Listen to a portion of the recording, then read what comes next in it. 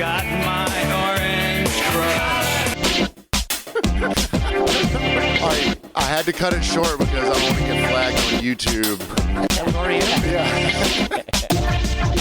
And the song's called Orange Crush. Oh, okay. Yeah. I wonder what that's from. Because I knew I'd remembered it, that it was being a lyric, but I had to cut it super short because... That's his first 10 seconds. Well, cheers and welcome, everyone, to From Behind the BarCast, the podcast for bartending, service industry, drinking in general. My name's Paxton. We have Clint, the mayonnaise marauder Moses over there. And we also have Sunset Kelly on the ones and twos. Nice orange sunset. Yeah, orange, lemon yellow, orange yellow sun. First of all, we'd like to thank all of our patrons. You guys make the show run. We really do appreciate you. If you want to support the show and you like stuff like this and you want to help us, do better, it's patreon.com/From Behind the BarCast. It would also help us if you subscribe to the YouTube channel. It's free. It's YouTube From Behind the BarCast. We also have an Instagram. We post a lot of short form content there. Yes, we do. So in solidarity with the weekend we just had, which some of you know what we're talking about, we will explain the rest to you other guys.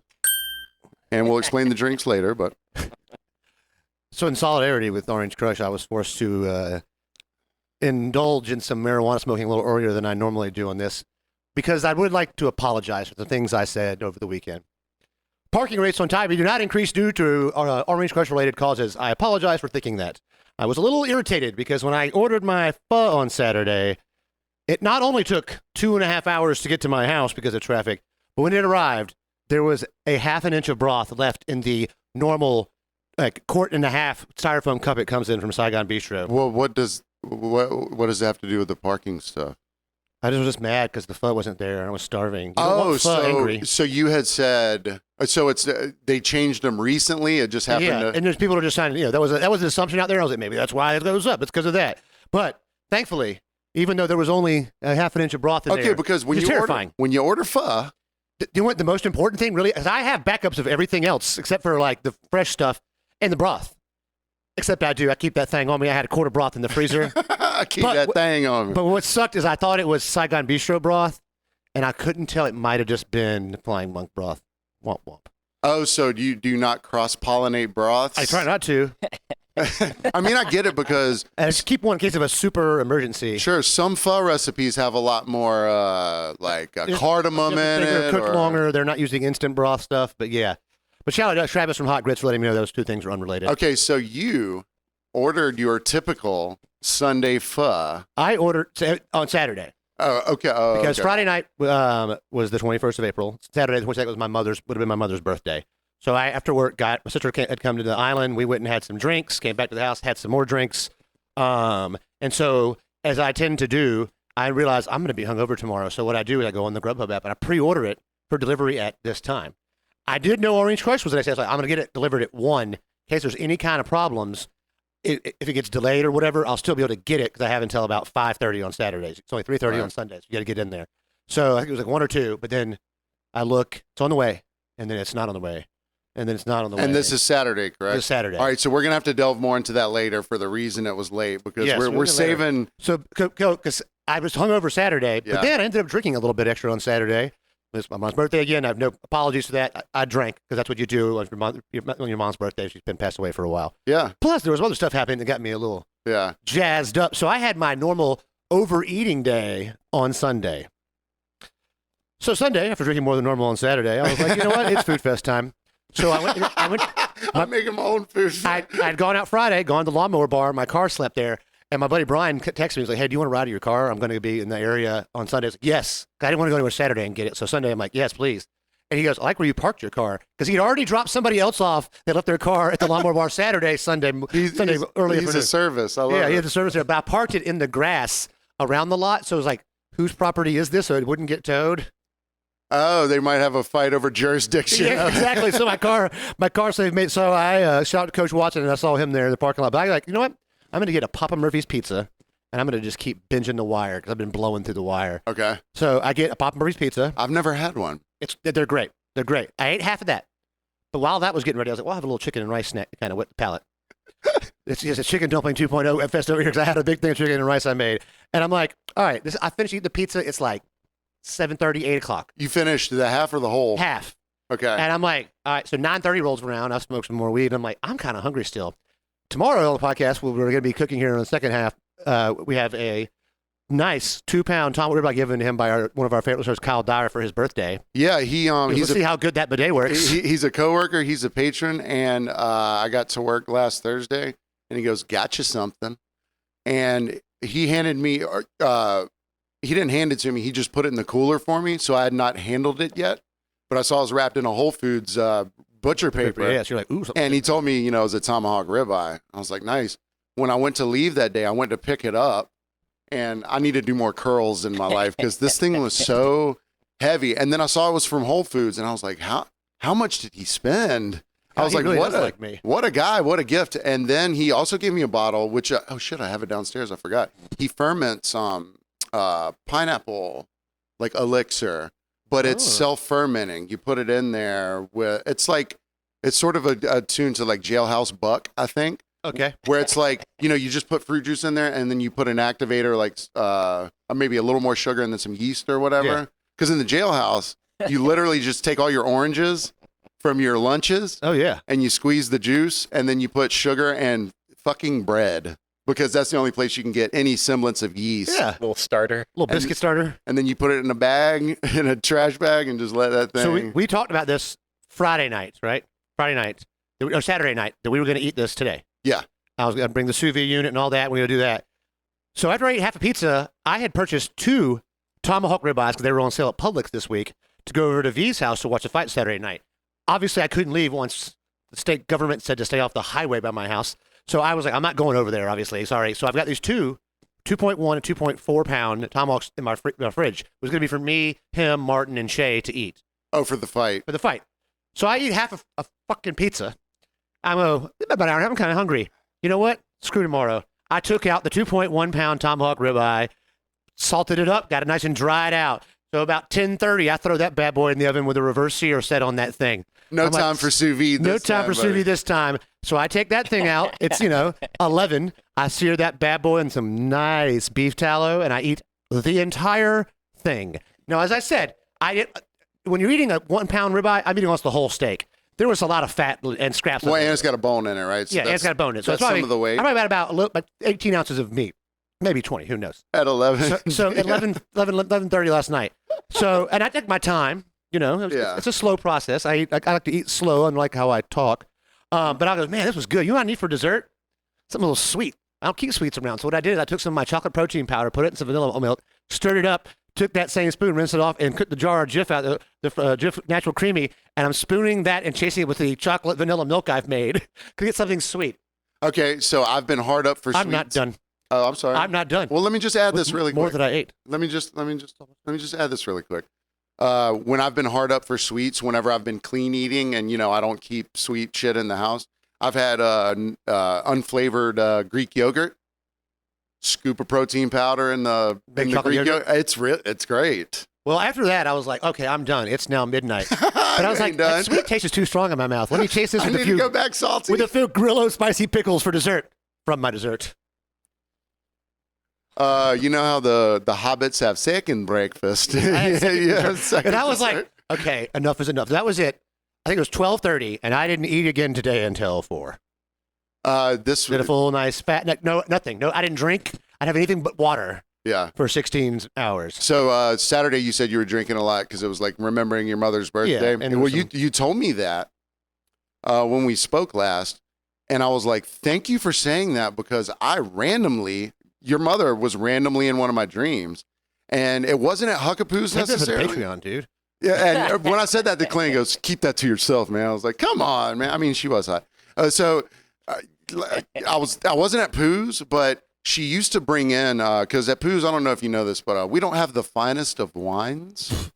We may have mentioned that once or twice. It's a Canyon Ranch Screw Top Chardonnay or whatever. It's actually Canyon Road, but Mary Beth called it Canyon Ranch the other day. I was like, that's what I'm calling Canyon it. Ranch, now. baby. It sounds a little classier. But Clint's mother used to bring in her own bottle of Chardonnay so that I could pour it for her because, she didn't want to drink. It's not like she's bringing in some Chateau. She's not bringing in Briand. Farniente, but she's she's bringing in some like a Franciscan Chardonnay. Something that's not Screw Top Canyon. Something that was 4 times the cost of the entire half gallon of the Ernest and Julio Gallo. With the loop. And you just so it was so funny that because both of my not so much my mother anymore, but both of my dead parents like randomly visit me in dreams sometimes, but not a visit like hey, what's up? How you been? I'll walk into a room and they're there. I'm like, Dad, what's up? And then poof, it's done. And then I wake up with this weird feeling that they're still alive for like 10 seconds. Oh, that sucks. It's kind of, And we're trying to keep it, because we're going to get spicy for most of the rest of the podcast. When I woke up Sunday, I was like, thank God my mom's not looking at me right now. Well, I don't know. I don't know what you believe in, but because the thing is, on Saturday, I woke up and was like, this hangover's coming. It's not here yet. So I'm like, And then some things happened. Yeah. And I was like, you know what?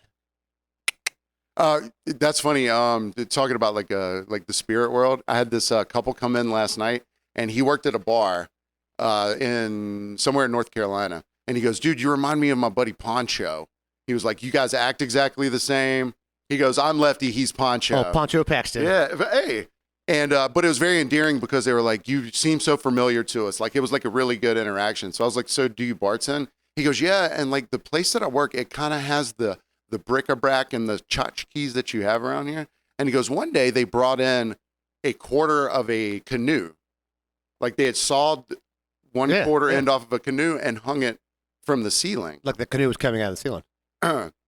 But they hung it through the drywall. They didn't even like look for. Ooh. So that's a canote. So they go, so the guy goes, he was kind of new there. He goes, what's with the canoe? They go, 3 kids wrecked it and died in the something, in the rapids. So we cut off the half that wasn't damaged and hung it up here in memoriam, right? So then he goes to work like 2 nights later. He doesn't realize that there's an Airbnb above the bar, and everything's quiet. He's closing down, and the canoe starts shaking on its own. And he thinks the spirit is of these kids. He also knows how shoddily it's up there, that it's only screwed into drywall. So he goes the next day to his boss. He goes, dude, I don't know if I can close by myself at night anymore because there's spirits in there. The spirit of canoe kids was coming back for me. He goes, why? He goes, it was shaking, man. Like we didn't even have the AC on. He goes, there's a bachelorette party that rented the Airbnb upstairs. He couldn't hear the music, but they were stomping around so much that the canoe was moving. So then he goes, 3 days later, I had a night off. Guess what happened to the canoe? Canoe went down? It fell because it is literally screwed into drywall. So he canoed in the cranium? Yeah. Well, luckily it didn't hit anyone, but gee whiz. So how are you feeling today after? Just fine. Really? Because I didn't really. The worst thing I ate was the pizza.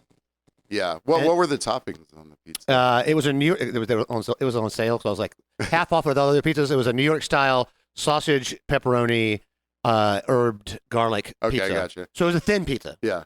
You know what? Ron Swanson might have been right. If you're familiar with Parks and Recreation, he goes after they drank all the snake juice that one night, and everyone's super hungover at the office the next day. Ron walks in with a bag of burgers. He's like, go to the killing floor. He goes, here, eat these cheeseburgers. The protein will soak up the alcohol. And they were like, Ron, how are you not hungover? He goes, I never get hungover, son. They were like, how? He goes, well, before I go to sleep, I cook a flank steak and salted butter, put on a pair of wet socks, and go to sleep. So maybe your giant tomahawk. Maybe a tomahawk ribeye. Did you use salted butter? I didn't drink shit yesterday, really. I had 2 beers. Gotcha. Yeah. I had a get rid of the hangover beer, and then I'm eating the steak beer. There's some Parks and Rec person out there. I might have misquoted it, but I'm pretty sure it's put on a pair of wet socks, cook a flank steak and salted butter, and go straight to sleep. Hey, if it works, so maybe that works. Well, so while we're going to keep it light because it's going to get spicy here in a little while. I saw a post on Reddit, bartenders last night when I got home, and it was a young lady. She said, look, I'm just, I didn't realize she was new in the industry yet, but she said, I'm a very small woman, and I'm working in a bar and it's impossible for me to look intimidating. She said something to the effect of like, I have a round face and I'm short. You know what I mean? So it's hard for me to look intimidating, but Picturing Charlie Brown. I'm starting to catch, you know, like as you do as a bartender, people are going to be shitty. They're going to be drunk. They're going to be whatever. And she goes, does anyone have any tips on how to like be intimidating or look intimidating? So I just commented on there. I was like, well, depending on where you work, hopefully you will have regulars that have your back, or coworkers like kitchen people, bar back, whoever, which typically happens. And then you don't have to be the intimidating one. All you have to do is raise your voice and be like, hey, dude, you're being out of line. And then people will perk up. Yeah. And come to your defense. She goes, oh, well, I just started there. Hopefully I can garner that sort of There's thing. almost always somebody willing to help out. She was just afraid. Well, she thought that Even if it's a, you know. she thought that she would have to build that relationship with customers and staff. Like, well, I hope I get to that point where they will have my back. And I was like, listen, that happens naturally, especially if you're a woman. Yeah, and look, it's already happened. Like they're already, even if they don't know you, if you're like, hey, there's some shit going on out here, they're gonna perk up. And especially if you're at a bar where there's a lot of shit going on, they're used to it. And if you're new, if I'm at a bar, right, and there's a new bartender or whatever, even not me, anyone, probably any one of us listening, probably, who has the physicality to handle the situation. If someone's being or shitty, the wherewithal to be like, hey, a group of us come over here. yeah, because like think about poos. Someone fucks with Mama Stephanie at all of a sudden, people you didn't even know were there are falling out of the trees. Like, excuse me? They drug their canoe through the ceiling. Yeah. Like, I'm here to help. Like, I'm sorry, what did you have to say? Are you in your pajamas, Tom? Not only that, though, if you work at a bar, there's probably a kitchen there somewhere, or there's probably a bar back or something. So I just told her, I was like, look, all you got to do, even if it's not like a safe word, yeah. But if your personality is such that you're not like the person to raise your voice or yell or yeah, just have a signal of some sort. Even and the signal might just be, hey, just raising your voice. Yeah. You know what I mean? Because sometimes it works. And you're like, just surprise yourself. Give it a shot. And you don't have to be the one that's intimidating, because if said person realizes there's if you yell fire, someone might come with an extinguisher, you know, or a bag of gasoline. I don't know. Sometimes depends on the wrong person might yell at you from the streets. So let's tell. All right. So we have a host of drinks over here, but they're all based around the flavor of orange. The flavor of orange. Yeah. So let's have a cheer. We already did it. We'll do it again. I just love doing it now that I have the things marked out here. So I'll tell you what I'm having. I'm having a Contradiction Rye by Smooth Ambler. It is a blend of straight and rye whiskeys. It's a very nice little bourbon. I'll hold it up to the camera. Sorry, Kelly. Thank you, producer Kelly. And I mixed it with a squeeze of some nice orange juice. Squeeze of orange. And some of that. What I'm drinking, which is Blue Moon Light Sky Citrus Wheat. Meant to hide the can, pretend it was real Blue Moon, but I don't care. I'm wearing girl panties today. Who gives a shit? And this is good. That is a stylish glass you're drinking. Yes, thank you, Beer Label Society. The glasses you gave us when you shout out to Wayne and Chandra. Shanda. I'm sorry, Wayne and Shanda. It's the weird. You maybe had this. You always fuck it up, and then it like makes me. I'll ruin people's names. So I think thanks, Aaron Smickles, my dyer. But so we haven't used these beer glasses in probably a few months, and so Kelly and Pax are outside regaling Kelly's weekend that he actually was supposed to be somewhere, and I picked up the glass to watch. I was like, do I need to wash this? And I lifted it to go to smell. Before it gets to my nose, it's probably about a foot from my mouth. And I went, Nog Champa. It just, because it was on like a bar drying rack. So the Paxton's burning incense had crept into these glasses and just hung out. Like when you fart in a glass and put it on the shelf so your friend picks it up and gets in the eye. So actually, I'm going to take a picture of it and put it up on screen if I remember. But so my liquor rack downstairs, or whatever you want to call it. It's a bookshelf. It's a bookshelf. But I have like the bartending. It's never had more liquor than books on it. Yeah. It's got the little mats on it, yeah. And that's where we keep the clean glasses. But literally right underneath is where I burn my incense. I didn't think about it. I was like, whoa, shit. This beer's got some earthy flavors today. For You're a like, light, for am I in a vintage brew with clothing? tangerine peel and And Naga and Champa? and Wookiee sweat. Okay. Am I in a vintage? Am I at a music festival right now? Speaking of music festivals, where was kind of an event this weekend on Tybee? So the reason we're very orange orange centric, things. Yeah, the got reason the the orange. baby, the reason the golden child is holding Golden an Child- orange. It is now the Karen orange, is what this is. Yeah. Because their orange was a Karen, regardless of how you feel about so it. should we? We're gonna just touch lightly on this real quick. So, Okay, so should we start with the origin? Orange Crush has been a HBCU college event. What started as one with Savannah State University, whose colors were orange and blue. All right, well, let's go back even further. So, in the 80s. well, like HBCUs always have like it used to be Freaknik in Atlanta. Well, but that went from being a college event to becoming completely dissociated with any college. Okay, so now we're getting towards what Orange And Crush. so Orange Crush, same way, started as a college event, and then it was probably 2 decades ago. The university was like, we don't want to be related to this event, because what was happening, and it's continued to happen, is people that were college kids were coming out here. But when you have a bunch of college girls that are letting loose for the weekend, you attract a lot of predatory people, a lot of predatory males that are much older, that aren't in college, that might probably haven't ever been to college, that are coming to prey upon said females. You still have a lot of college or students. just be a part of a giant party. Yes, to be a part of a giant party. And so it's become, we talked about it last year. It's going to be probably talked about every year we have this podcast, because it's it's a big impact on the community. And it's, for the most part, unwelcome by most in the community. And it's unfortunate because there's a lot of people that are coming to have a good time that intend to have a good time. Yes. And those that get here earlier in the day, usually, traditionally, the nonsense doesn't start happening until close to dark time, when the island has been packed in. Sure. But the people that got here earlier, they there's literally, I bet the calls are super low until about noon or 1. Once more people get out here, those that plan early, those college students who are used to getting out of bed early, who are used to getting up and getting things going because they're in college, they get out here and they get their spot in the stand. They're going to have a good time. Some people that aren't used to that kind of life, they probably partied too much the night before or waiting later in the day. Yeah. And that's when all the nonsense comes in. Okay, so originally it's supposed to be a spring break-esque event for HBCUs. If you don't know what HBCU is, it's historically black colleges and universities, right? So Savannah State is a part of that.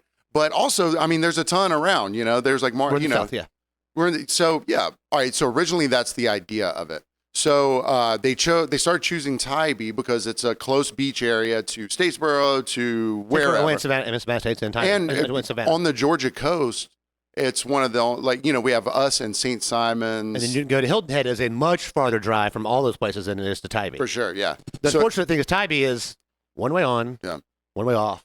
So just like any other event, it started as, hey, this is it's just like a Pirates Fest or a 4th of July. Tybee has events, even if Tybee's not planning them. Like, so 4th of July, of course, a lot of people are going to come down. Right? Yeah, and thankfully they made it to where they're doing it 4th of July instead of 3rd of July. They used to do 3rd of July here, 4th of July downtown, and it was too much because people, you get kids, you want to do double fireworks. You do one night, and like it was just too much. They do it on the same night to avoid the traffic congestion we have almost every weekend in the season anyways. So early on in the lore of Orange Crush, talking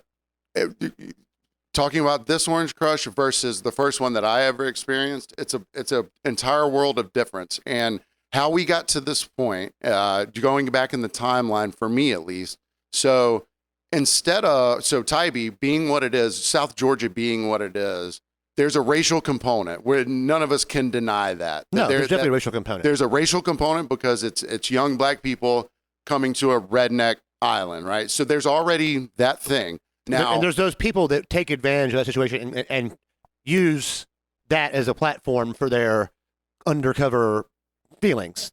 But that's not everybody, and it's not even the majority. It's not even the majority, but as time has gone on, it's become more and more. But it does exist. So now, as they would come out, the city, instead of finding infrastructure or dealing with it in a way that would, mitigate some of the problems, they only incurred more problems by making them feel unwelcomed, by putting cones up, by, they made it. But they also cone out. 4th of July is coned out. I mean, sometimes Memorial Day weekend, they've done it with Memorial and Labor Day because one of the problems with Tybee, which we've talked ad nauseum, there's one way on, one way off. It does not Tybee until there's 4 lanes. Once you're on Tybee, there's 4 lanes. Yeah. But to past that is county, federal, and property. Okay, we'll get to that because yeah. that's something people don't understand. Once you cross one bridge, the Lazaretto Creek Bridge, You're now on Tybee. You're on Tybee. On the other side of that, it's county, and then on the other side of that, it's city. It's city, exactly. So we got three jurisdictions running. So the college kids would come down here, and then it started being co-opted by any local townie who doesn't necessarily go to college. They're like, oh, it's a big party event. Let's go out there. And there's a lot of young females out here having fun. As the years go on, Tybee, instead of finding an affable way to be like, hey, look, you can have this, or we can plan for it. Well, there used to be event coordinators that would contact the city in ways and be like, look, we want to rent the pier out. All right, if you rent the pier, here's this money, but you have to have this much security per attendee to the event. And as the event grew, no one wanted to take responsibility for renting the pier or putting their name on anything in relation to having a contract with the city, because then they house some liability. Right. So that became a problem because the city tried for a few times in our previous administration tried to do that, and no one wanted to own it. I don't blame anyone. I don't blame anyone. If you're making a flyer for this because you're having a party at a club later that night, and you're like, at the beach during the day, nothing to do with me here. Come to my club later. Sure. I don't blame you for not wanting to have something to do with the party because the event is ruckus beyond belief. So as it goes on, so we have a few years where it's, all right, the first thing that the locals or people will say, and like I said, this has the racial component in it as well. It's like, well, they just come down here and trash the beach and do this. Number one, any group that comes down here en masse, there's going to be trash. Think about, and I'm not comparing it to St. Patrick's Day downtown, but I'm just saying, St. Patrick's Day downtown, I don't care who comes, there's trash covering the roads. Okay? But there's also something in place for that. They clean up. And something, look, people, this is one of my things. There's a lot of things we're going to stop complaining about. We're going to talk about a few of those in a second. Yeah. One of them is comparing St. Patrick's Day because, one, there is multiple ways to get in and out of Savannah.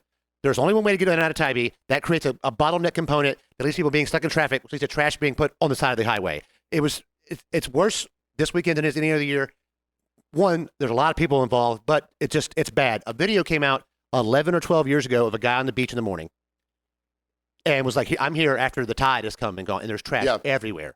And there's empty trash cans. Yeah. And that was the biggest social media uproar was that video. And that was after an Orange Crush? It was after Orange Crush. I can guarantee you that we did there was some event on the pier post July 4th. It was for, that's okay. Yeah. That's okay. I forgot to mute that channel. So what happens is... Well, it was after 4th of July. I was on the pier. They were doing an event for like, I don't know, wildlife or something like that. And when I was up there, I looked down and there was a handful of people cleaning up the trash after a 4th of July event. Now, maybe the mass of the trash wasn't the same, but it was trash nonetheless. If you have a large group of people coming for anything, there's going to be trash. There's going to be trash. The beach is going to be trashed. And that trash does seem to, just because of where everybody goes to the beach anyways, in the areas around the piers where the most of the trash is. Yeah. On most events. One thing that's unfortunate about Orange Crush events is because traffic's backed up, there seems to be more trash on the island itself, not just on the beach, but on the surrounding island. And as you said, as years have gone by, people have felt less and less welcome. Some people are like, you know what? If you don't want me here, screw you. And they're taking it a step further and littering more than they would normally anywhere else. That's the point of contention that I was getting to. It's been so litigious between the people who want to come down. Because one thing is, you can't stop anyone from going anywhere. Like, you're allowed to go anywhere that you want to. Like, if you decide you want to go to the beach, even though there's 10,000 other people that are going at the same time. You can try to get to the beach. That's what I'm saying. But as the years have gone on, and the Orange Crush mentality is not wrong about this, because everyone has made it very clear, most people, that we don't want you here, you're not welcome. And they'll find any reason to be like, oh, because you trashed the beach, because you're black, because even though they won't say that, or, not under their breath. So I get the mentality of, well, fuck these people. We're going to go extra ham. I'm not saying these are the college students. These are most likely not the college students. Not the college students. Because as many people as I talk to, Mike Lynch, one of our Patreon subscribers, he goes, listen, man, I live right next to a rental property. This happens every 4th of July. People party next to me. He goes, the kids that rented the place next to me, they were actually from college. They said, how many parking spots should we take up, and should we like they were just entirely completely agreeable, because the thing is, we talked about this earlier. Me and shout out Travis, Don talked about this. Some of instead of universities sponsoring the event, they're like, if you're going to go to this event, here's some things we'd like you to keep in mind. Clean up after yourself. Don't trash the beach. Don't play loud music. Do not have drugs and firearms and alcohol consumed while driving a vehicle. Don't consume firearms in any way, sort of form. Anyway, but firearm consumption is a terrible idea. Terrible, even with bad aim people have. But like they are like, hey, if you're going to do this, please do these things. And most of those people are doing good things. Just like when it's 4th of July, 99% of the people are doing good things. Yeah. But when there's 50,000 people out here, that 1 to 2% is a lot of people. Sure. And 5%, I would say. And we'll get into some of the things that don't happen on 4th of July that happen on Orange Crush weekend. Well, but we compare it to St. Patrick's Day. I want to finish. I want to knock that off the list real quick. Yeah. The city of Savannah has something that Tybee does not. Tybee is something the city of Savannah does not have. It's called the ocean and the tide. Tide comes in, the tide goes out a couple times a day. When that happens, and there's 6 miles to govern, not just on Tybee, but all the way to Tybee. The track's backed up, and there's an abundance of trash coming out of vehicles. Then a lot of that trash makes it into the ocean. The tide comes up, it grabs it, and takes it back with it. And so you can say people need to volunteer to clean it up. How do you keep 6 to 8 miles of highway clean while there's a party happening next to you, and you feel a certain way? We'll get more in that second half, but that doesn't happen. Downtown Savannah has it in place. Everybody comes to squares and parties, and then they leave. And they clean up that area. And they have the infrastructure and the wherewithal. The space. And the space, also the bathrooms, and then they bring in the trucks that clean up the streets afterwards. Because the city of Savannah works with the people that plan St. Patrick's Day to do this. St. Patrick's Day is cleaning up after itself. And like you said, no one wants to claim Orange Crush because I don't blame them. The liability issue. Yeah. St. Patrick's Day is a daytime event. Yeah. More so than anything else. The nighttime event is just like this. So pretty much. Let me give you another perception on what would cause a group of people to be more contentious about where they're going and where they are. And it's unrelated to people not wanting them to have their fun down here. So just purely for the traffic being backed up because of how many people are trying to get on, Seawolf, they were like, we can't get our, it's a business on Tybee for those of you not around here. Their employees couldn't get to work. And it wasn't just, I saw 3 other places that were like, we're sorry, we're closing early because our employees can't get to us. Yeah, not everyone lives on Tybee. It's too goddamn expensive. So, all right, you got places closing because they don't have staff, right? Imagine you're down here on a small island. There's already only a few places you can go for drinks and food. All of a sudden, they're closed. If I were an African-American human coming down here, I'd be like, these motherfuckers are trying to shut us out. Even though... It's weird. The only non-locally owned gas station on Tybee closed. The Chews, who were Tybee people, generations, didn't close any of their stores. The one store back Stingrays closed down. That man apparently has been terrorized for years and doesn't want to deal with it. And we'll have to hire extra security. I understand people say, well, you should hire security then. There's no other event year-round where you have to hire security at your businesses like this.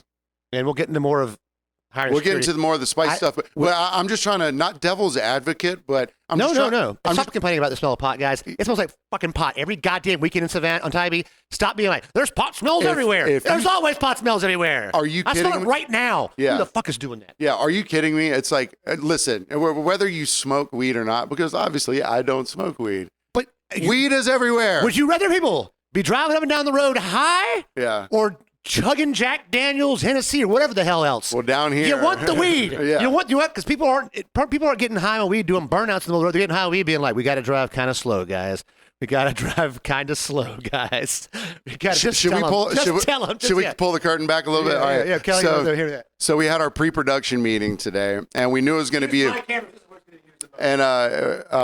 we knew it was going to be a spicy episode. So I was like, Clint, we have to talk at 0.5 speed today because. So we made Kelly a big placard that says, slow down, hosses. Because I knew we would get a little. And it came up when I was talking. Thanks. That we would get a little. Kind of the F count that I was count how many times I get the sword. That we would get a little snappy with it. But speaking of getting the sword, I have to piss. And I have orange peel in my eyes. So you're winking at you? Do you have 5 more minutes? Yeah, that's fine. Because remember last week, the last 5 minutes were the greatest. I just want to keep the levity going right now just because I want to be clear. I've been down here forever, and I've seen a million Orange Crushes, and this is by far the worst in terms of, just... Just population alone. Like just the amount of people alone. COVID stopped it for a couple years. And last year it was pretty mild. So now Comparatively. it's the floods coming back in. And now, since the road has been 2 lanes, since it's been switched to 2 lanes. I mean, I don't think that affects anything really, because then you got the bottleneck when it becomes 2 lanes to 1. You always had that bottleneck. But we have to frame this in a way of we have to understand that there are a lot of people down here, regardless of whether they were good or not, they're gonna not want black people having a party down here. There's a racial thing. Oh, 100%. Not with me, not with you, not with us. You know what I mean? Not with Kelly. Yeah. You said me, you're right. And not with us, with Kelly. But it does exist. We have to address that does that exist. is a component. So you can't blame them for. There was someone was shot. You were shot by a white man. It's not a racial thing to me. It's a situational thing. But then also on the other side, you have to. It was on the other side of the bridge. You have to understand it from their perspective of getting a lot of hate, and I hope. And we know that the majority of our audience is pretty Caucasian-ish. A couple of gingers, but for the most part, we're a bunch of white folks. But it sucks that that's what people have resort to. Instead of finding an issue with an actual problem, they're like, it's because of the way someone looks. They distill it down to the racial part. Yes. Like I said, when there's other events, no matter who, the pirates leave trash everywhere. There is trash. This was a different one than there ever was. Yes, this had the most incidents, and we'll get into it on the second half about how it's been dealt with, or how it's been attempted to have been dealt with. And then we'll ask you for your advice on if you have any reasonable solutions. Okay, because we don't have. We're going to continue this topic next week. Yes, and we'll get into more on that in the second half of why we're going to continue next week. What's going to happen between now and then? But next week won't be dominated by this, but because the second half of this podcast, I mean, it's going to be. The Karen of the week. So if you're not local, we're sorry for playing so much inside baseball. It made national news, so that's fine. Yeah, and we just want our wider audience to at least take it from us who are a little more central. Cut the statement, put it about 15 minutes back, and yes. Yeah. Okay. Yeah. Sorry. Yeah. No. Look, if you're still listening, we're sorry. This is going to be a locally heavy thing because that's the majority of our listenership, and it's affected all 3 of us in different ways. And businesses. It affected my pho. Okay. I mean, which is the most important part. High as pho. All right. Well, yeah. We'll see you in the second half if you're still here. We love you. Ever wanted to start a podcast? Don't have the equipment or the know-how? Well, we've got you covered. From Behind the BarCast is expanding into the commercial studio space. You see, step 1 is making sure you sound great, because no matter how good your content may be, people don't want to listen to something that sounds like this. From Behind the BarCast and Paxton Eugene Productions now offer in-studio audio and video production. Or the studio can come to you. We offer mobile podcast production from wherever you are. Now, with the hard part out of the way, there's no excuse for you not to get started. So if you're in the Savannah area, shoot us an email at FromBehindTheBarcast@gmail.com for details and a quote. Again, that's FromBehindTheBarcast@gmail.com, and let's get your voice heard. Hey, and we get to do 3 of them? I don't know why I say it too. I'm not helping anything here. Well, we used to have to do it verbally. Yeah. Before. I mean, that was real. That was real every time. You know this machine that I've had for the past 15 years, and you know how long I've been in music production with things like this? You would think I would have already set it up. What the fuck have you been waiting for? What the fuck? And speaking of that's, I don't know. It's not coming through because of the green screen. It's not coming through because of the green screen, but his shirt says I'm high as fuck. And Thank you, V, for this shirt. And I meant to ask you earlier. So you get your pho delivered, and typically the broth is in a plastic or a styrofoam cup, but it's all encompassed in a bag, like a brown paper bag. Correct? what it looks like is it comes the styrofoam box with all the ingredients in it, and if you get it from Saigon Bistro, I get the extra large. So it comes not in a quart container, but in a giant styrofoam cup, like a 32-ounce styrofoam cup. That far from top, let it breathe a little bit. And so when I get it, I showed you the picture of it. It's like this much broth. And so this has happened before. It's been spilled. Less than a quarter. Less than a quarter. An eighth of the broth. And so, and I have a note that says, note for the driver, please be careful. There's soup in the order. It keeps getting spilled. And what they do, they tie it down. I've picked it up from there 1,000 times. They tie it down real tight so it's anchored with like a piece of cardboard between that and the styrofoam, so it stays anchored. As long as you keep it in a steady area, it's not going to spill. Now, every time I pick it off the porch, I pick it up and look at the bottom of the bag. It spills many times. Sometimes the broth's in there. Sometimes I've poked a hole in that bag and gotten the broth out. What Boomhauer? What did you say?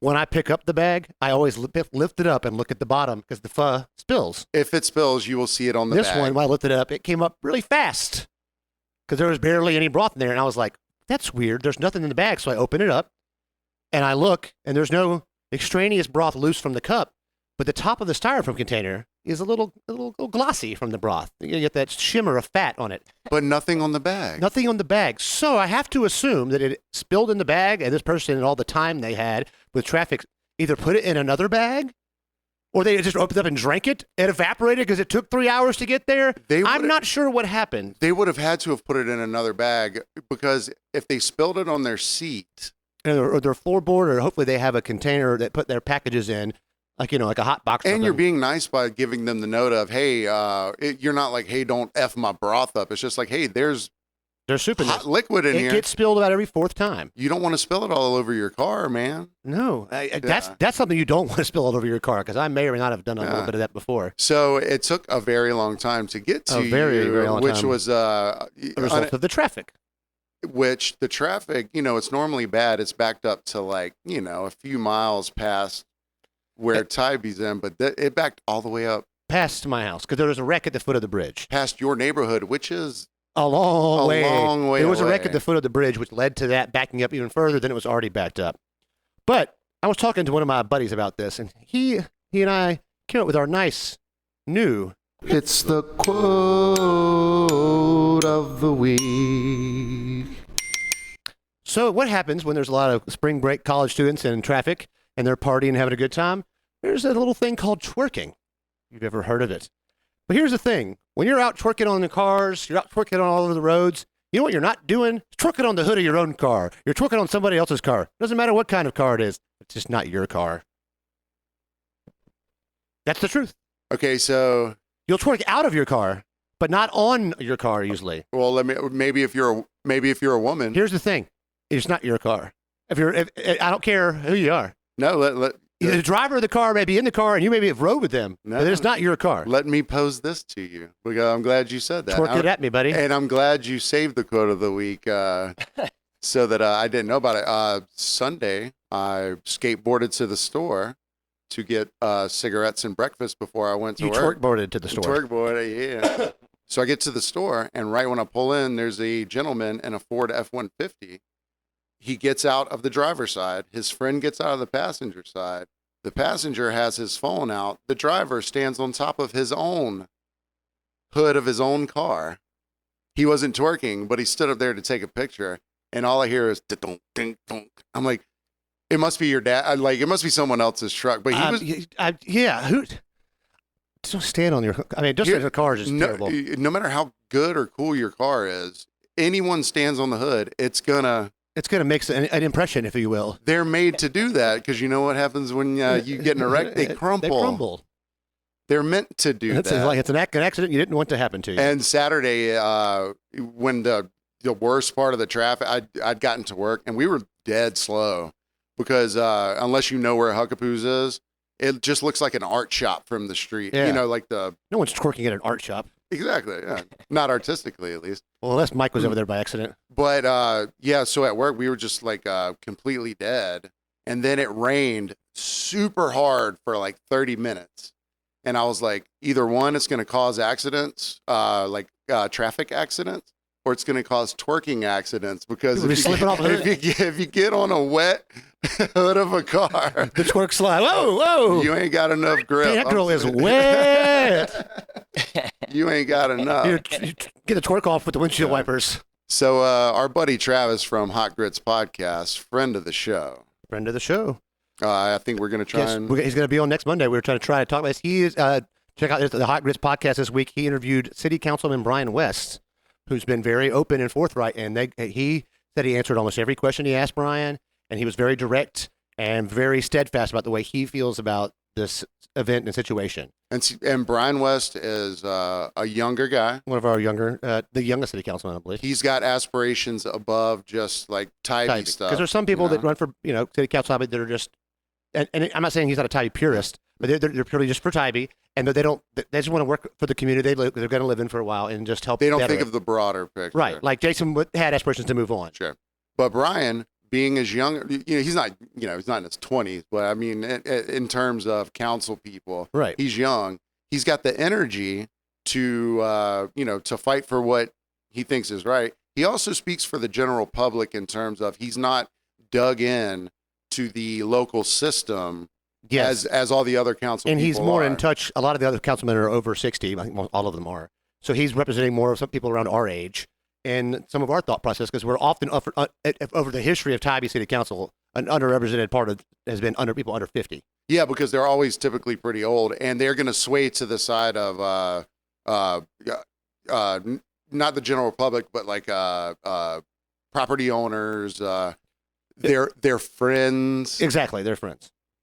So him having that outside perspective of, now people would be like, well, he ain't from Tybee. Like, what is his business here? It's like, no, you need a fresh perspective and a fresh face and a fresh mind and a fresh opinion lot of times to change a lot of things. Because our issues and our troubles and the things that we need to discuss are bigger generally than just a localized idea of what is right and wrong or good or bad. Because if you're thinking in such a small scale, then you're gonna operate on that small scale.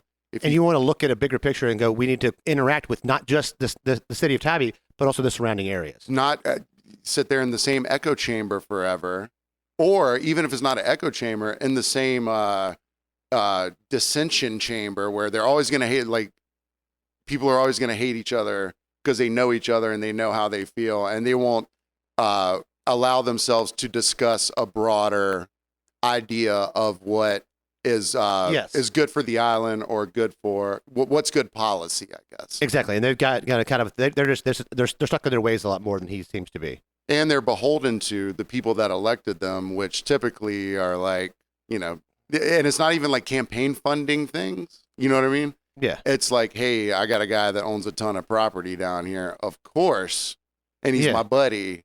Yeah. Of course, I'm going to skew that way. That happens. He was big on the Airbnb situation. He was very vocal about that, about the noise ordinance thing. He's willing to interact and engage with something we don't. That's something that one of my gripes with the mayor. It took her a long time to make any kind of public comment. And I said this, and I've had some blowback on this. I'm blaming her a little more than maybe she deserves, but she's at the top, and so she should have been more out. And she has the unfortunate situation of she's following the best mayor Tybee's ever had, and so that's hard to compare. And she had to deal with COVID, which was no right or wrong way for her to do that. I don't think she's done anything by any means maliciously or out of any kind of hate or any kind of like screw you locals. She's not doing that. I just think that she could have done more, prepared better, and that think a lot of the blame lies with Sean more so than her. Yeah, so surprising. Sean Gillum's also. So for those you don't know, radio silence too. Sean's our city manager. So you were speaking of our last mayor, Jason Buelzerman. So politically, from what I understood and understand of him, now he and I are friends, first and foremost, because he was a customer and I met him outside of the political world. But as I got to know him a little bit more and talk to him when I was doing my fake mayoral stuff, I started fake. God damn it! I started to learn his politics a little bit, and he and I are we're not diametrically opposed, but we're kind of on, different ends. You click some different booths or knobs in the booth, but in person, he would have been mayor during this period of time. He's out there. He's on. She was out there. Apparently now I'm hearing that she was out and about some, but he was very good. Even in the mid 2000s, about using social media to go, here's what's happening right now. Here's what I'm trying to do right now. Please be patient with us. And it felt a little bit too late to say something. I know she was in the middle of some stuff. You got a phone in your hand. Take a time to tell your community that's scared. Yeah. It's afraid that people are terrified. People want answers to questions. Don't let them just stew amongst themselves. Be like, hey, here's the thing. I like that she doesn't shy away from comments. I'd be turning comments off if I were her. Yeah. But because it's just easier to avoid a negative interaction in there. I mean, a lot of people that run some of the local pages disabled comments on tons of posts this weekend. Shout out to Sharisa Murray, who's very even keel. She runs pages. She was like, I'm just leaving comments on this because it's getting contentious. Yeah, but good. And that's look, that's the move. No matter what side you fall on, it's always going to get contentious, and people are going to be a little more divisive and shitty with their comments online because it's not a personal conversation. But then you have Sean Gillen, our city manager, who was completely absent through all this, which I think most of the ire or blame probably should fall a little more in his direction. He's completely silent, but he will hold a Monday coffee meeting with people who he knows will show up and, there was one on Friday. But you know what he really sounds like to me? He sounds like, oh shit, it's the Karen of the week. I gotta put down. It's the Karen of the week. Oh, Sean. it's Sean, but it's also mostly this orange wearing this wig. Sorry, Orange Crush, but you're the Darren of the week. Even bigger than Sean somehow. It happened. It happened. And everyone knew this was going to be the Karen. Shocking of the to all of you who thought that was not going to be the thing, was going to be this big ass orange sitting right here. This poor baby's holding this poor orange. He apparently had a Friday morning coffee thing. City manager's Friday morning coffee. From what I've heard from more than one person that was there, he said the city wasn't bringing in outside officers this year because they in past years, they've stood around and wouldn't help write tickets or citations because then they have to come back to Tybee to go to court. So a lot of the people that were from outside agencies are like, I live in Newnan, Georgia. I don't want to have to come back to Savannah. So, Sure. But maybe not. The city is also bound, and he said this, the city is bound by agreement with the Department of Justice. They can't do anything for Orange Crush they don't do for all major events. I get that. Do whatever the solution is. Maybe do for all major events. Maybe make it the whole month of April you do something every year.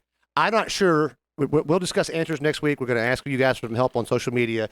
We're going to make a post or two about this on Instagram and Facebook. We're not attempting to find solutions on this episode. We're just posing the question. But we're also posing the problems that we would like answers to. And look, I know there's going to be some hilarious stuff.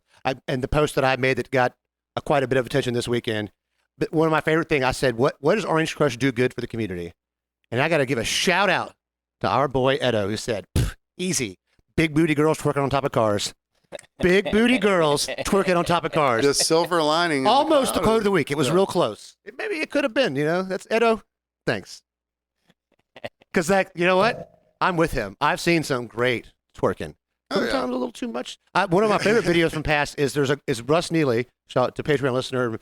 He is down front in front of Sandbar, and there's a girl, a quite flexible female who has she's standing on his handlebars and twerking at his face on his bike. Damn. His bicicletta. Just the balance alone that takes. He did get pink eye, but whatever, it's fine. So, police coming from outside jurisdictions, whatever. So, a buddy of ours, he mentioned to me that someone from our police department, they said someone from the city or the county or whatever offered to bring officers out, whatever. And they're like, are they going to do anything? So that's mirroring the sentiment. Exactly. Right? They weren't going to do anything. Okay, so in that same vein, all right, I get it where if they don't live in town, if they did write a citation, they'd have to come back out here for court. I get it. But let's take that out of it. Well, let's just say you hold that person until the cop luckily comes up. It is so untenable to, no matter how many officers you have necessarily, it is so untenable to police every broken law that happens exactly during this period of time. And I'm just going to give you one example really quick, and then we can expand on it from there. So Saturday night, I was walking home from work because obviously it was like 1:30 a.m., something like that. And traffic coming off the island was still backed up as far as I could see. So I'm walking home, and I'm walking on 80. And there were between Huckapoo's and my house, which is about a half, 3/4 of a mile. If that, yeah. If that. There were 2 police posted in the emergency lane that they blocked off. And as people were leaving, as I was walking, there's 3 people hanging out of a car, and the cop gets on his intercom and goes, "Get back in the car." It's dangerous to hang out on the side of a car. If you fall off the car, how are they going to get you an ambulance to you and get you back to safety? Because you're not getting airlifted for a concussion there. Exactly. Yeah. And they weren't even really moving, but it was just like he was like, "Hey, get back in the car." 3 cars later, they didn't have their lights on. He goes, "Hey, turn your lights on." Which again is normally you going to get pulled over for that, but right now that's not the most important thing because there's so many people. Car number 5 after them, the loudest bass ever. "Hey, buddy, turn your music down." Okay, that's literally all this police officer could do. Were people listening to them? Yeah, I mean, they would do it once they passed, but then like 10 seconds later, it would start again. But as a policeman, all right, you're not going to pull out and try and pull this one person over when there's 1,000 people behind them for something as small as like too loud of music or forgetting to turn your headlights on. So now let's expound that to you have a giant group of people by the pier, no matter how many officers you have. If you see someone drop a piece of trash, you can't go straight to them because there might be a gunshot over here or there might be a fight over on this side. You're having to sit there and pick and choose what you can enforce or not. And even if you could enforce it, Tybee doesn't have a jail to house more than 12 people, I think. Right. And they didn't set up like a triage or anything where if you did have to arrest someone. In the past, there was, I want to say 2019, or 2018, whatever Jason's last one was, they had a mobile command unit. They used to take the mobile command unit down front. I don't know if they had it this year or not on I don't know between either, 46. I could have asked Lee. She didn't know that. But like they had a mobile command unit set up on one side of the island and with cameras and stuff. Because like, you can arrest 1,000 people, but you can't get them off the island because there's nowhere to take them. The traffic's backed up. Now you're back to writing citations and hoping that this person is going to come to, because there were some arrests made, but there's just so much going on. You don't want to cause you trying to arrest one person who may decide they don't want to be arrested. They may want to act out, and then one of their friends may want to act out, and then that may lead to a waterfall of 50 people getting mad, and sometimes 50 people get mad, 150 people get mad, and then you're in a situation you cannot in any way hope to control. No matter how many bodies you have there, like you're still going to be outnumbered. There could have been a larger police presence. That would have been nice. There's a lot of things that could have been done. This will be assessed more Thursday. There's a meeting out here, a meeting with the city manager, told by City Councilman Brian West. It will be open forum on some level. Now, I don't know how they govern who the hell that gets up there and asks questions. They shouldn't do that. I'm going to need Kelly behind him with a sign. Slow down. They shouldn't do that the first time, man. There's going to be people I think it should be limited to business owners only. Yeah. But, Well, speaking of business owners. I'm one. Hey. Speaking of business owners, so here was another, and we touched on it a little bit in the first part, where employees of Tybee businesses that don't live on Tybee, there's just no way that they could get to work. So a few places shut down early. One place that's new, Zunzi's, shut down ahead of time. And they announced, I think, Wednesday or Thursday. Because of the heavy traffic influx on the weekend, we don't want to open because we don't want our... They're a downtown restaurant. They brought most of their employees. I was going to say, I don't know. I can't think of one employee that I've seen. I know one that lives on Tybee. They may not even still be there, lives on Tybee. So that's a risk. And they made a post, disabled comments. Yeah. But so because of that, it bled into their other comments on other posts they'd made. They're like, why are you disabled comments on this? You're racist for doing this. Don't give them any of your money ever. And it's like, I don't think they were looking at it from a racial component. It was from we were not going to be able to open and accommodate and safely serve the amount of people that would be happening. It's a legitimate logistic component. Yes. If your employees cannot get to Tybee, you cannot open your business. You can't be like, hey, good luck in here. Because some businesses, other businesses that were open in the surrounding areas, not just on Tybee, experienced an insane happenings. So Bubba Gumbo's, they couldn't get their employees there, and they're off the beaten path. They weren't getting a lot of traffic. No, so they weren't flooded by business necessarily, but Caitlin and Anna, they just ran it themselves because they were already there, and they were able to handle it because it wasn't. People couldn't really get there, Yeah, exactly. So they were fine, but then other businesses, with this influx of people, you got to be overstaffed. To be able to handle it. And, exactly. And if your service isn't places good, like the Crab Shack, where if your service isn't good and you don't have enough people there, then that's also going to cause more people being upset. It's hard to kind of figure out how to do that. But here's my thing: if you're giving somebody that little break, you also can go, look, I'm going to give my staff off a weekend in April They've dealt with spring break for 3 months, and we're about to have the summer. They take a weekend off. I get that. If you have a smaller business, you could afford to do that. Some businesses, though, some of their employees can't afford to do that, or some people just aren't going to shut down anyways. Yeah, because we got Sunset Kelly over here. He drives for Breezy. It was impossible for them to work. They when were you have a vehicle-based job, like, how are you going to do it? impossible for them to work. I've been telling them to get a helicopter for 10 years, but no, you can't get a helicopter. Pull it out. Whip it out, Kelly. That's what she said. Pull out, Kelly. So it was impossible for them to work. So Kelly today, he was like, "Hey man, kind of rough. I didn't make any money this weekend." Yeah, I didn't think about that part. Yeah, so you didn't make any money. So I worked. You didn't make a lot of money, did you? I didn't make. All right, so I worked Thursday day, and that had nothing to do with Orange Crush. We were just slow. It was the worst Thursday. Last week was weird. Like, I had a good week at work, but like it was slower in ways because I think it's because we're in that mid period of season for both of us where like there's not spring break, And it's not summer. there's not summer yet. Yeah. People that are, if you had a family, you're holding off for just a few more weeks, and then you open the floodgates. So you're just going to get people that can afford to travel without kids and stuff, and that aren't college kids for the most part. This is about that last spring break hurrah is Orange Crush, or maybe next week when it's Orange I made a Rush. I made a fifth of what I typically would on a Saturday and a Sunday.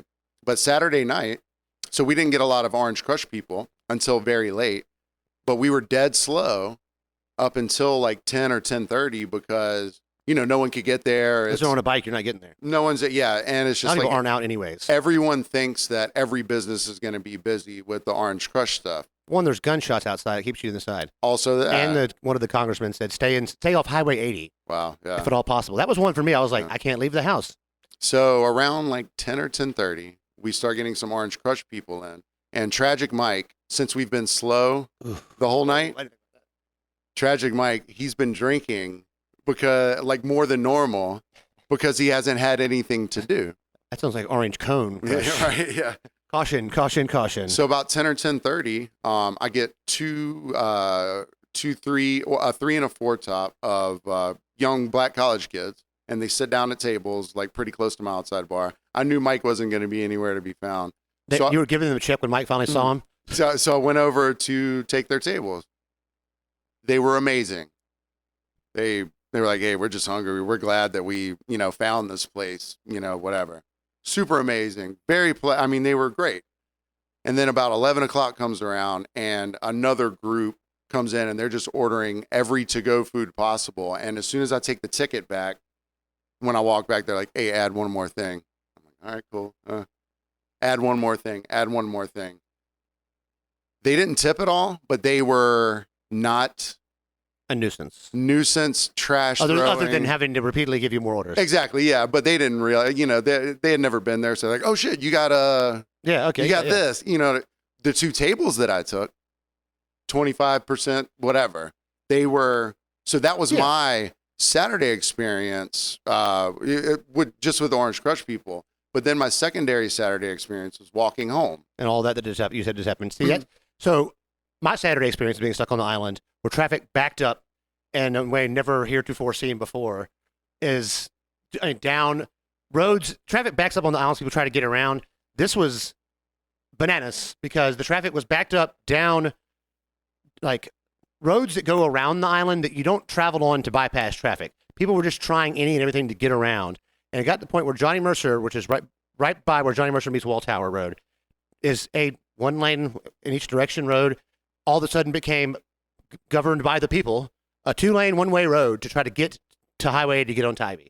So then now not 1 lane is backed up, but 2 lanes are backed up all the way down the wrong way against traffic. So if you're coming off of Tybee and not part of this event and you're trying to get to your home, you cannot get to your home because there's nowhere to drive. Because you can't go down the normally 2-way street because it is in turned one of those into houses and you're not trying to go to Tybee, you're not going anywhere. If you live down Walt, like you're now stuck in your home. It's never happened this manner. It happened backed up down Whitmarsh, all over the islands. Who Tybee is obviously wasn't prepared enough, semi-prepared. The surrounding islands they have no increased police presence. They have nothing going on. No one's prepared for it there. So all those people are also terrified because they're like, "What's happening here? There's kids partying everywhere." And again, most of the kids are having a good time, but some people are acting like assholes. And let's give some context to this because from Tybee, the very next island over, Wilmington, it's not a short distance. No. You know what I mean? And so, I mean, the traffic. It's a 20-minute drive without traffic from Tybee to Wilmington. to about Wilmington, right? It's a 25, 30-minute drive to Thunderbolt where you live. Yeah, well, I live in Whitmarsh. I'm about 5 minutes past Wilmington on an average day. It was backed up past my neighborhood. There was 20 to 30 cars trying to get out of my neighborhood because they had tried to cut through the back end, I guess. And another, Ryan Bentley on the scene said that they were racing down Battery Point like a drag strip. That kind of happens some anyways. But Bryan Woods Road was back. I mean, everyone was trying everything to get around. Thank you, Waze, for helping everybody try. But there was nowhere to go. So it just kept backing up further and further. And that led to when all the people somehow squeezed into the island, one car on, one car off at this point. As the night ends, one of our listeners called and told me about her experience. And she is leaving work at the Crab Shack, which is about halfway off Tybee to Louder Creek Bridge. And then you're off the island. She's leaving with two other people. One person is 2 cars behind her. The other person is 2 cars behind them. So they have some people they're talking to in traffic. But she's said she has never been so terrified in her entire life. She's to get 3 hours to take what you just said. It's a 20-minute drive. 3 hours. And in that, she stopped. There's people jumping in and out of cars. She said she felt unsafe for quite some time. She's getting past Fort Pulaski, and people are driving through the emergency lanes, and they're lined up through the marsh, trying everything. So now there's like 3 lanes leaving the island, which is a 1-lane road, on and off, and they're all just going both ways now. So you've got the emergency lane and the oncoming traffic lane is now traffic trying to leave the island. It's not how this works. This has never happened before. Police don't know how to deal with it. They can't get there because there's traffic coming in both directions. She's calling the police, and the woman said, "Baby doll, just keep your doors locked." We called the police because there was 15 guys out of the cars in front of them, walking by cars, looking in cars. 5 of them, she said, she saw were armed with guns stuck down in their pants with no shirts on and walking down the highway looking in cars. And she's trying to keep her head down and just minimal glancing while people are just staring at her car and like banging on her window and stuff. So she is terrified. This has never happened on any event on Tybee Island. Yeah. You compare it to whatever the fuck else you want. There's no St. Patrick's Day where people are walking around lawlessly armed down the highway and the police can't do anything about it. Menacingly staring into cars. Not just the people that aren't involved in this event, people that I'm sure are behind her that were came to this event that are like, oh my dear God, what do we do now too? So this has now become unsafe for literally everyone involved in this entire event. So in that same vein, She's thankfully calling her friend back and forth and be like, are you okay? Are you okay? My walk home that night. So I like to think that I have a pretty good hood pass, growing up in Savannah and like whatever. But walking home from work that night, all these cars lined up. I had a fear in me of like them just being like, oh, let's just fucking shoot a shot. I mean, I had that legitimate fear. You didn't have your flak jacket on? I had a skateboard and I was holding it next to my head like a boom box. That's going to help. Well, it was just, and it may be an irrational fear because I don't feel that fear hardly ever. Like I could be like hood downtown Savannah and I don't care. No, it doesn't. Yeah. Because you get your head on a swivel, but you're not like, what's about to happen? Yeah, because the tensions aren't heightened like that. So when I'm walking home and all these people are trying to get off and they've already dealt with, other people acting like asses, whatever. It was a really strange feeling to me. Well, to feel that fear. She got to where she was going home and was like, and called her friend, was like, we're going to get a drink at a bar on the Wilmington because I need a drink right now. And they got out of the car and ran each other and started crying uncontrollably because they were terrified. They've never felt for their lives like they had in what was normally 364 days a year, a pretty peaceful move, even during crazy traffic. There's not people getting out, walking around, looking in cars. And I'm going to go out on a limb and say that all 15 of these guys, no college ID on them. Or not a real one at least. But that is terrifying. So she worked at the Crab Shack. What they did, they're about not even halfway where the gun thing happened. They called back and were like, look, there's a bunch of hostesses and hosts that work here that are under 18. They're all going to be also taking the turn. Like, all of y'all need to leave in the same line of cars. You will caravan because there's safety in numbers when there's a bunch of you together. But to have to do that is a situation beyond what we've ever seen before. When the people are like, look, you need to travel in groups to be safe. It is literally, it's unprecedented. There's nowhere to go from the Grab Shack to go stay. We can go It's sleep on the first time it's been like that. Years before, it's always been an inconvenience, and it's always been people being angry about the trash, or people being loud, whatever. But this is the first year where I felt, just There's been a general fear. the of general terror. zeitgeist was fear, not only because there were gunshots reported everywhere, It right? wasn't anger. It was fear. And then all the middle lanes that they had coned off for emergency vehicles out in front of Booze, I saw more civilian cars barreling through those center lanes Yeah, with no. than I saw cops. There was more wrecks this weekend on Saturday than were any other combined weekend. I think all year so far. And then as you were driving down today, you said you saw I saw more the crop circles. crop circles. The crop circles. Yeah, there's Just tons. Tons of. So you saw it on the other side. I was gonna. That was what I asked you. I was like, I'm gonna drive around the island one time, do a lap, and I was like, I don't need to do. People been doing laps here and laps here and laps here. There were laps in front of Fort Pulaski. There were laps past Fort Pulaski. Were places, I guess, where there was not a lot of cars. People were giving room, and they were just To somehow let them do the burnouts. like, there's better places to burn out than a highway, I think. Especially during Like somebody's driveway. Yeah. So Kelly lives on the end of the island where most of it is concentrated. Yeah. And you live in a fourplex Yes. sort of thing. Yes. And you had put out some barriers because the guy that's working on your old apartment, he needs to pull his trailer in there for his tools and Yeah. stuff. Yeah. And you had some people just come and move the. Yes. Just moved it. And I was doing my little thing around my place, and now they just pulled in a truck from California, it was just a block of wood. That's but called it was, a rental. well, Yeah, it's a rental truck for sure. well, next door to us is one of the properties Airbnb? owned by the people that own my building.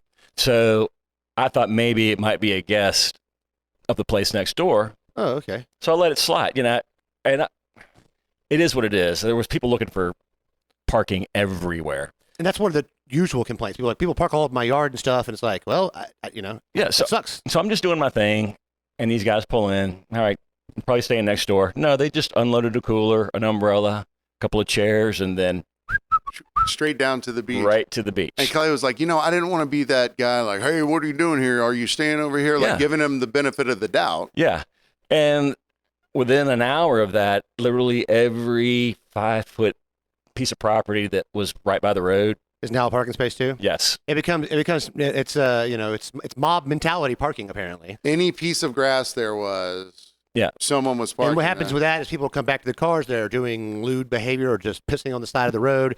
Things that now those are things that on 4th of July you're going to have people pissing on the side of the road out of their car and leaving litter in your yard where they legally park in your yard. That is something that happens on other holidays that also should be addressed. It's the things beyond that make it just so untenable, as Paxton likes to say. It was outrageous. I saw a lady the next morning who worked for parking services, and she was like, there's not enough tow trucks in Savannah to navigate this. We can't write enough tickets to navigate this. That's the thing. So you bring this large of a group of people down to such a small island place, right? It becomes lawless in terms it's like, I liken it to a music festival. So you get into the music festival after you've parked and camped. It's the second Woodstock. You're inside the venue. You kind of have free will. It's lawless in the sense of like you can, smoke your pot and, You can party some. you can do your things and no one's they're like, hey, well, it's all contained to this area. So we're not going to try and like go bust all these people for doing very minor things. But then down here, as the lawlessness gets more and more, and you can just park anywhere, even if you're blocking the people who live there. Or traffic or anything. The lawlessness becomes, again, untenable and unmanageable because there's just no infrastructure to write all these tickets, arrest all these people, not enough tow trucks, all that shit, whatever. So then that breeds the idea of, oh, well, if we can get to this lawless state by force or just by sheer will or Sheer numbers. sheer numbers Sheer of people, numbers. Yeah. right? So on the flip side, it's like, well, what if the citizens decided to become lawless and steal a box truck and light it on fire right at the end of the bridge? and block all traffic. and block all traffic so that people can't come on and off. It's like, are you going to arrest them? Yeah, if they did take it out of the way and just park 25 trucks at the foot of the bridge, somebody said that years ago. I think it was here they blocked off level. Citizens blocked off level, and we're like, nope, not going through here. Because they were just like, we're tired of this. We're tired of what happens to our community. And people were just like, okay, they just kept driving because there's 20 people right there. And you're not, you're just in one car. You're not going to mess with 20 people. But the reverse of that is if you're in one car, you're not going to mess with 50 people. And you're just like, please don't do anything bad. And then this island only has so much space. So it just turns into a parking lot, the entire island. People parking and getting out of the car or just parking their car and doing shit wherever they are. The thing that I don't understand is if I were a person attending an event, wherever it is, if I go there and it's going to take me 4 hours to get because of the traffic, I'm just like, it's not worth it to me to go. And if I do decide to wait the 4 hours in the car, you didn't turn an oncoming lane of traffic and traffic. You're like, you know what? What if I do this? And then if I do wait that long, I'm not like, and then I got to get off. You know what? Fuck these people. I can't believe there's all this traffic. You know whose fault it is? Everyone. So I'm just gonna wreak havoc on everything and ruining it for all the other people who aren't trying to do that. Which I think is a majority. I would say it's so. They said there was about 50,000 people, if not more, on Tybee. They assume like 2.5 people a car or something. It was definitely more than that. I'm sure. Maybe 4 people in the cars, 6 in SUVs. Oh. You got to assume 50, 60,000 people on an island that houses less than 5,000 people, maybe 10 with all the Airbnbs and hotels, 15 filled up. So there's people, people had hotel rooms, and there's pictures of Hotel Tybee just completely covered with people, and people are everywhere because there's nowhere to go. Because the island could tip over. It's such a dumb logistic thing in terms of whoever's organizing, or not saying there's an organizer, but who's promoting the event. But you have to realize, like, no matter what you do, it's square peg in a circle hole. You know what I mean? Like, that many people, no matter how much, whatever, shut up. No matter how much preparation you have, there's just not infrastructure or space. There's not enough around. There's not enough around to get yourself square. But there's people who propose a lot of solutions on social media, a lot done with anger and haste. I said some things on Saturday that may have been motivated by outside factors of alcohol and marijuana, and I don't regret very many of them. There was a fake fire on the pier. Someone showed a video, and it's this country-ass dude going, well, the pier's on fire. He says it's so calm, and I was like, that's kind of weird. And, it turns out there was either some sort of smoke caused by cars peeling out or a smoke bomb. Either way, the pier wasn't on fire. So that we're going to squish that rumor. But you know what? It got some people some good attention. Hey, and also people were. I was like, of course the pier's on fire, because it just sounded like something would happen when they said that. So at work, that rumor spread faster than the fire would have. At work on Saturday, I had at least like 20 people being like, "Hey, did you hear there was this there and this happened there and that happened there?" I was like, "No, I don't care," because I don't know where you got it from. I'm not on social media at all, anyways, anymore. So I wasn't like the statue of St. Michael went down in front of St. Michael's, or whatever. Yeah, but people. That was one thing. Mayor said there was no damage to private property. I think the church is private property, and I think that those people are going to be unhappy with you saying that when their statue is not there. There was obviously more damage than that was done. It's impossible for it not to have been. Was it like to make it a gross statement if there was no damage to private property? Who said that? The mayor did early this morning, or late yesterday afternoon. Did a car hit it, or was it it looked like a car hit it. I didn't get there to do CSI on the scene. Sure. I couldn't get there. I was stuck in traffic. I made it all the way out of my driveway and was like, oh, this is going to be a long drive. I didn't go anywhere else because I was like, I'm just not going to get in the car and chance getting stuck. And people get stuck on Wellington hours to get somewhere, which takes 5 minutes normally. That's funny. On Saturday, right after one of the ball games got over, and like I said, we're dead slow. So I'm watching the TV. The local WTOC news came on, and the first thing they put up was this traffic map. It looked like a weather radar, but it was a traffic map.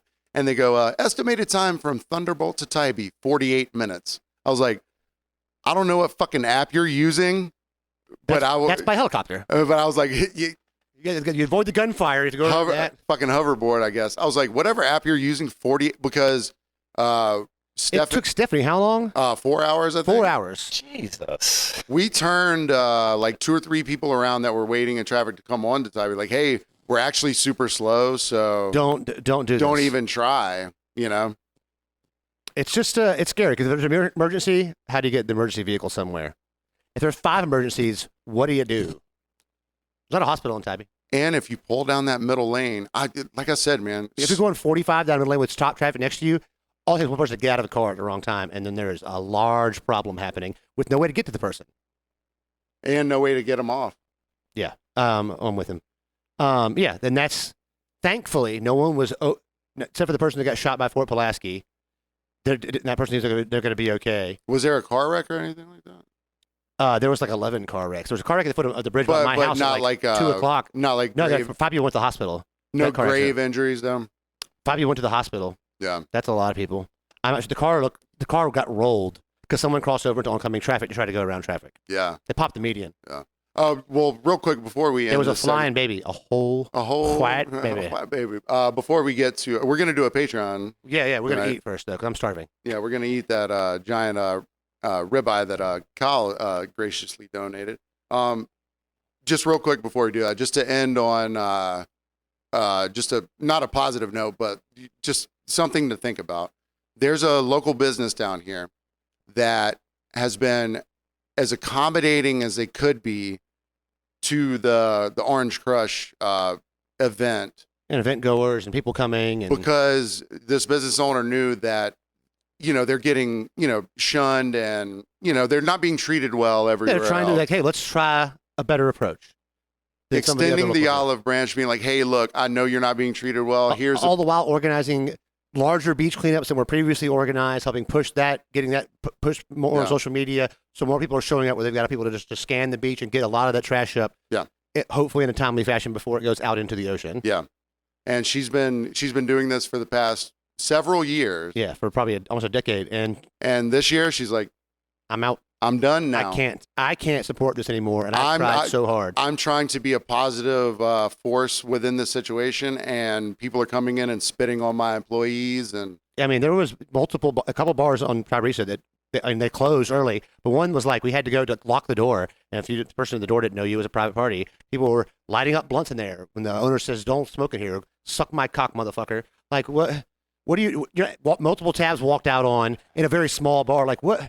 What are you doing? Like, and you could literally, if you want to smoke a blunt, like you were talking about earlier, like stop complaining about weed smoke. Who gives a shit? go outside But and smoke a blunt. don't smoke it in the goddamn bar. All you got to do is walk out front. No one's gonna say shit to you. Yeah, You know you're what I mean? getting away. There's a lot of bad stuff happening outside anyways. Smoking blunts on the bottom ass endless because it's decriminalized on Tybee. Yeah, but just have the respect of Of the business. That's nice enough to have stayed open. That now next year when you want to go to smoke a blunt outside of said business and go get a drink inside, you can't because they're not going to open. And I don't want it to turn in. That's the one thing it's a proposed solution that's going to turn into maybe if everything closes, where do you go? But if a quarter of things close, people are still going to go try to eat and drink somewhere, and that makes those businesses further pressed upon. And this is a dangerous thing that a solution needs to be found with amongst the county, the state, the city. This is not a single entity's problem. the literal problem is it's not being discussed between all the jurisdictions because Tybee Road is not Tybee. It is This county, and then the city starts when you get past Oakland Island, So there needs to be something, and then Thunderbolt's on the other side of Wilmington. something in effect of the entire through line. There needs to be cops everywhere, and that'll slow people down. It'll keep some of the tomfoolery at bay, and it'll definitely. Thanks, Guy. Just having the presence. Just presence alone helps because there should be cops there on most busy weekends. There should be a couple cops on Tybee Road between Boulevard and Las just for safety. Look, there's shit happening all the time every weekend there. Have cops there, and on an event like this, have more. That's just a start. There's 1,000 things that could be probably done, but there needs to be some discussion, and there needs to be some ownership of fault on everyone's side instead of just being like, wasn't me. I tried this, or misleading people by saying things didn't happen that did happen, especially before you've had a chance to assess the situation fully. There's a lot of answers need to be told. Let's not go off of assumptions. Let's come in with an open mind, and we pose this to you, our audience, and our listeners. We want your opinions. We don't want your dumb fucking racist opinions or. Big booty hose on the hood of cars. Cool. We need to discuss this in a manageable manner where instead of coming from the perspective of, oh, I hate this because it's happening, It's going to happen. It's going to happen. You hope to control it better and slow it down. Let's find a way. Let's just have a discussion. So we pose it to you. What would be even a small solution to some of our smaller problems whenever these things happen? If you got a solution for anything from getting people not to park in your yard to how to better control litter, just something, or how to mitigate the amount of traffic flow onto the island without having to light a box truck on fire. Like they did in Culiacan whenever Chapo's son got arrested. Yeah, that didn't work real well. Not for the police. Not for the police, at least. Yeah. So, well, thank you so much for listening this week. Again, we're going to do a Patreon if you want to get to the Patreon. Because we're going to talk about some of the more crazy crazy shenanigans that happened this weekend. It's patreon.com/From Behind the BarCast. Kelly, thank you. You were amazing. Clint Moses, you were amazing. Paxton, you were okay. You're amazing. Thank you guys for listening. I was so good. I went from mayonnaise to Moses. The Mayonnaise Marauder. And shout out Hot Grits again. We're going to have Travis next week. On next Monday. So, send us your ideas, and possibly you will discuss them next week. Question. Do you have any questions? Comment on the YouTube video. Comment on any of the Instagram posts that are made over the next few days. Don't fact me. We love you. We love you guys.